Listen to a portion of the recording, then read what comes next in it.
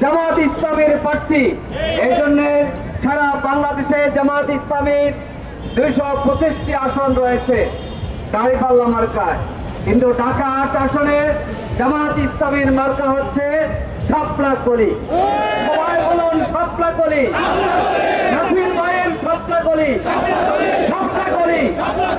সংগ্রামী ভাই ও বন্ধুগণ, একটি দল এবং প্রশাসনের একটা অংশ ষড়যন্ত্র করছে 2018 সালের মতো নির্বাচন করার জন্য।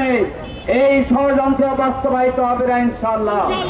এই অংশ হিসাবে গতকাল 400 পদের মধ্যে তারা মোহন নিয়ে প্রবেশ নিষেধ করেছিল। 11 দলের নেতৃবৃন্দ আসিফ মাহমুদ সজীব সহ গিয়েছিল, তারা প্রত্যাহার করতে বাধ্য হয়েছে। এজন্য আমাদের সজাগ থাকতে হবে, বাহাদারি করতে হবে।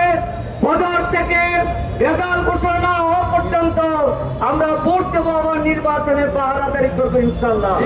আসুন 11 দলীয় নির্বাচনী ঐক্য জনগণের ভোটে এবং আল্লাহর মেহেরবানিতে সরকার গঠন করতে চাচ্ছে ইনশাআল্লাহ।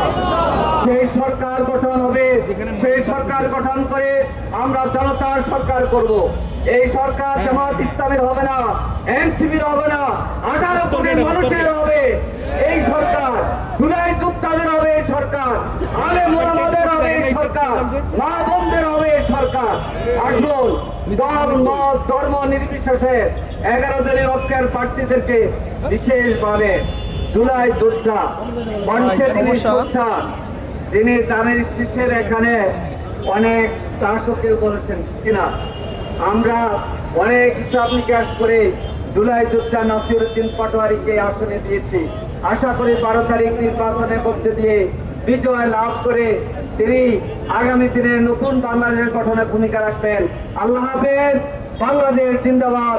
11 দলীয় নির্বাচনী ঐক্য জিন্দাবাদ। শাপলা কলি জিন্দাবাদ।